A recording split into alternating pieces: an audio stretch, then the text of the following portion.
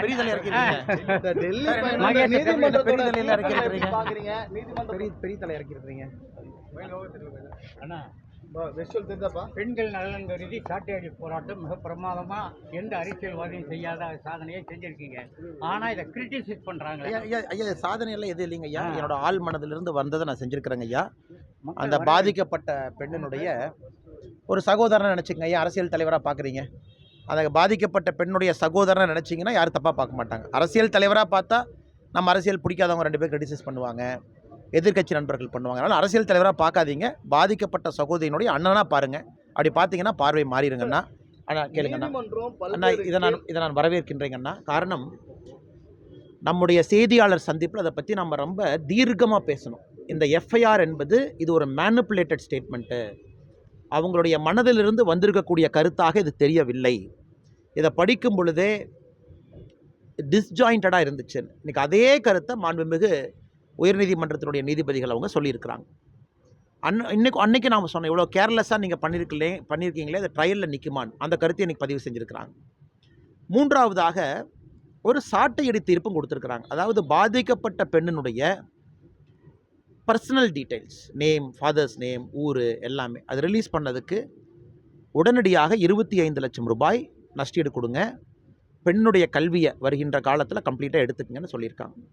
அதை தாண்டி இன்னொன்று வரவேற்கப்பட வேண்டிய விஷயம், எஸ்ஐடி கான்ஸ்டியூட் பண்ணியிருக்காங்க. 3 IPS officers, all women team.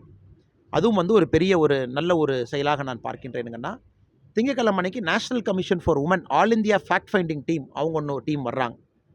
அதனால் இதெல்லாம் நடக்கும் பொழுது நிச்சயமாக உண்மையான குற்றவாளி யாராக இருந்தாலும் தப்பிக்க முடியாது. ஏன்னா நிறைய மர்மமான முடிச்சுகள் என்ன அவிழ்லதில்ல.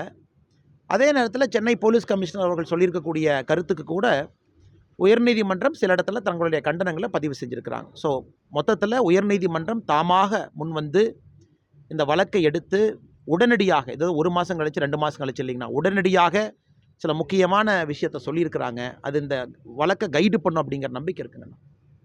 அதே போல் நீங்கள் இந்த சாட்டையடி போராட்டம் பண்ணது ஒரு கவன ஈர்ப்பு, அதாவது மீடியாவோட அட்டென்ஷனுக்காக தான் நீங்கள் இந்த மாதிரி பண்ணியிருக்கீங்க. நான் தான் ஏற்கனவே சொல்லிட்டேங்கண்ணா, நீங்கள் அரசியல் தலைவராக பார்க்காதீங்கண்ணா, அந்த பொண்ணுனுடைய சகோதரனாக பாருங்கள், அவ்வளோதான். ஆள் மனதிலிருந்து வரக்கூடிய ஒரு கோபம், ப்ரைமல் ஆங்கர்னு சொல்லுவாங்க. எல்லாருக்குமே ஆள் மனதில் ஒரு கோபம் இருக்கும். சிஸ்டம் ஃபெயில் ஆகும்போது யார்கிட்ட போய் சொல்லுவீங்க? சிஸ்டம் ஃபெயில் ஆயிடுச்சு. நேர்மையாக இருக்கக்கூடிய, நடுநிலையாக இருக்கக்கூடிய காவல்துறை நடுநிலையாக இருந்தாங்களா? இல்லை. எஃப்ஐஆர் வெளியே வர்றதுக்கு வாய்ப்பே இல்லை. எஃப்ஐஆர் எப்படி வெளியே வந்துச்சு? கண்காணிப்பு பட்டியலில் இருக்க வேண்டிய ஒரு மனிதன் இலவசமாக ஒரு தார்காரை வச்சு ரோம் பண்ணிக்கிட்டு இருக்கான்.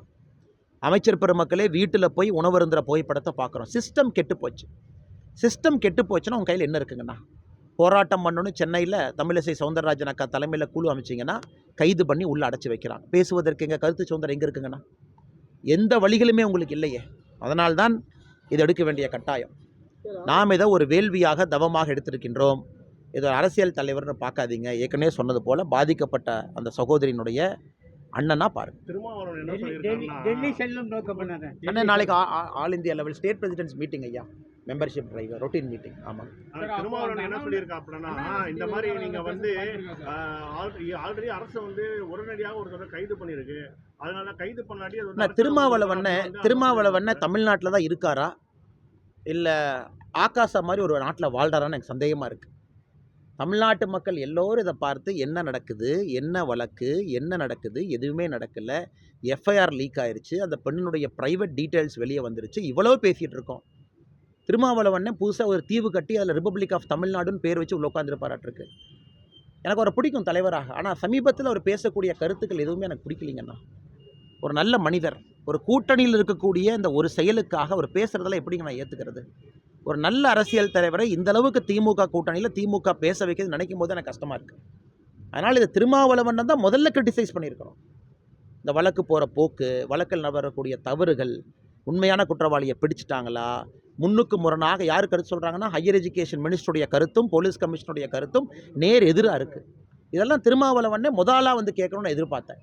ஆனால் இன்றைக்கி அண்ணன் திமுக அமைச்சர்கள் திமுகவுக்கு சப்போர்ட் பண்ணுறத விட இன்றைக்கி திருமாவளவனுடைய சப்போர்ட் அதிகமாக இருக்குது. அதான் எனக்கு அண்ணன் மேலே கோவம். ஒரு நல்ல தலைவர், மக்களுக்காக இருக்கணும்னு பாடுபடக்கூடிய தலைவர், நல்ல ஒரு வாழ்க்கை மக்களுக்காக வாழணும்னு நினைக்கக்கூடிய தலைவரை இந்த மாதிரி திமுக பேச வச்சுருக்கேன். சரி பார்ப்பாங்கண்ணா டெல்லியில உள்துறை பார்ப்பாங்க. அமைச்சரை சந்திச்சு அண்ணா யூனிவர்சிட்டி விவகாரத்தை தொடர்ந்து பேசுறதுக்கு வாய்ப்பு நாளைக்கு மீட்டிங்கில் உள்துறை அமைச்சர் ஐயா இருப்பாங்கன்னா பேசுவதற்கான வாய்ப்பு எங்களுக்கு கிடைக்கும். கண்டிப்பாக ஒரு நோட் போட்டு நாங்கள் ப்ரீஃப் பண்ணியிருக்கோம் ஐயாவுக்கு. நம்ம கண்டிப்பாக அதை எடுத்துகிட்டு போவோங்கன்னா. அதே நேரத்தில் என் நேஷனல் கமிஷன் ஃபார் உமன் அவங்க எல்லாமே இதில் இறங்கியிருக்கிறாங்க. நிறைய அமைப்புகள் பார்த்துக்கிட்டு இருக்காங்க. உயர்நீதிமன்றம் நேரடி இறங்கியிருக்குங்கன்னா இன்றைக்கி உயர்நீதிமன்றத்தினுடைய தீர்ப்பு பெரிய மகிழ்ச்சியை கொடுத்துருக்கு. முதல் கட்டமாக எதுக்குன்னா அந்த பெண்ணுக்கு ஒரு இடைக்கால நியாயம் கிடச்சிருக்கு. அது ஒரு ரொம்ப முக்கியங்கண்ணா அது. அதே நேரத்தில் 3 உமன் ஆஃபீஸர்ஸ் எஸ்ஐடி, அதனால் நியாயம் கிடைக்குங்கிற நம்பிக்கை. அதனால் பொறுத்திருந்து பார்ப்பங்கண்ணா. இது ஒரு மாதிரி அந்த தவறு பாதையிலிருந்து தடம் பிறண்டு செல்லும் பொழுது மறுபடியும் நாங்கள் இதை தாண்டி மேலே செல்ல வேண்டி வருங்கன்னா அப்போ போகிறோம். நன்றிங்கண்ணா. பாமக பொதுக்குழு கூட்டத்தில் வந்து பார்த்தீங்கன்னா இன்னைக்கு ஒருத்தரோட பதவி நியமிக்கிறது வந்து அன்புமணி ராமதாஸும் கருத்து வேறுபாடு அண்ணே ஏற்பட்டு கருத்து வேறுபாடு இல்லைன்னா கருத்து பரிமாற்றம். ரைட் கருத்து பரிமாற்றம். சரி பார்ப்பாங்கண்ணா.